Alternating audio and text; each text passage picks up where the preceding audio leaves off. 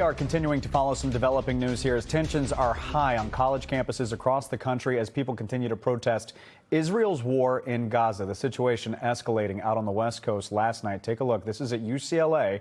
Hundreds of protesters were arrested as police cleared the encampment there. This is the scene right now at the former encampment. Cleanup, you can see, underway. Workers are removing trash and the remnants of dozens of tents, canopies, and a few makeshift barriers as well. And actually, according to an NBC News tally that we were reading earlier before the show, there have now been more than 2,000 arrests across the country, across the U.S. because of these protests. That includes right here in Massachusetts. So we have team coverage for you tonight. Our political reporter, Matt Pritchard, has reaction from President Biden and local government leaders. But first, we want to go out to Eli Rosenberg live at Tufts University with the latest happening there. Eli. And JC, after a buzz of activity here at Tufts, at Emerson, and MIT yesterday, relatively quiet today. What we are hearing, though, is what you're seeing, and that is crews here at Tufts getting ready for graduation. Graduation has been a point of contention here at Tufts because the university says it needs to clear an encampment here because of graduation. The president of Tufts meeting with students yesterday, but tonight, no word, no sign of any possible deal. This evening, uncertainty at Tufts, a sense of watching, waiting, and wondering what may happen next. It's been a lot. I think people are really split. It's been divided. The tents on Tufts campus went up last week. The group sponsoring the effort, calling on the university to increase financial transparency and divest from any ties to Israel. It's tense. I think it's the quiet before the storm. Professor Michael Glennon teaches constitutional law at the Fletcher School here at Tufts. I've talked to these students and I respect their commitment to principle and their idealism, but they do have to recognize that they don't set the rules for the campus. The university says it needs this space for commencement activities, issuing trespass orders to the group on Tuesday evening. But there's another field right there. So I don't really understand what the problem is. And it's not just at Tufts. Overnight on the Dartmouth campus, close to 100 people detained at an encampment there. And today, Northeastern releasing new details about an encampment on campus that was busted by police over the weekend, saying of the 98 people arrested here, 63 were not affiliated with the university. Back at Tufts, Professor Glennon says by his estimate, many of those in the encampment are not Tufts students either. Look, the university is a private institution.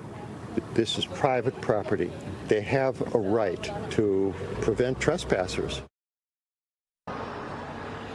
All right, so this evening you are seeing continued work to get ready for graduation. The encampment just beyond that building past where the workers are right here. I mentioned the trespass order the university says was issued on Tuesday. Today we have not seen any effort to enforce those orders, and the students inside that encampment declined to talk with us today.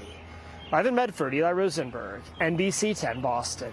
All right, Eli, our team coverage continues now with our political reporter Matt Pritchard live at Emerson College. Matt, we know President Biden and Governor Healy both, they weighed in on the encampments today. Yeah, JC, that's right. Both of them saying that they support the right to have this peaceful protest, but simultaneously they say laws need to be followed and any inkling of anti-Semitism should not be tolerated. Tensions on college campuses are boiling over. Police clearing out encampments nationwide as students call on universities to divest resources from Israel.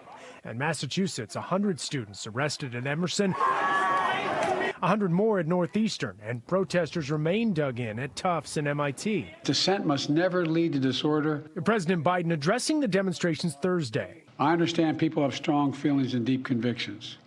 In America, we respect the right and protect the right for them to express that. But it doesn't mean anything goes. Leaders in New England also chiming in. Both Massachusetts Governor Maura and New Hampshire Governor Chris Sununu condemning some protesters for skirting the line of anti-Semitism. We all know what the nature of the protests are. I mean, they're very hateful. They're very anti-Semitic. I think there was certainly anti-Semitic language used, at least at Northeastern. And, you know, we certainly received a lot of complaints about anti-Semitic language and conduct. And that said, all three made clear their support of free speech, calling on protesters to remain within legal boundaries. Violent protest is not protected. Peaceful protest is.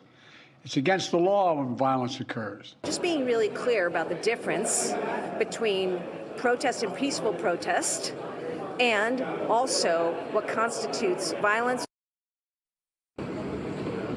As for what it looks like tonight at Emerson College, you can see sort of the sidewalk behind me is fairly clear. We have some students moving around to their different classes. Some of them, it looks like, might be even moving out for the semester as things wind down. It was just yesterday over in Boston Common where a collection of protesters were just outside of campus and then moved over to a campus building to put sticky notes on the window with their different messages. So something we are keeping close tabs on. Keep it here. We'll keep you updated as this entire situation continues to unfold. For now, though, in Boston, Matt Pritchard, NBC 10 Boston.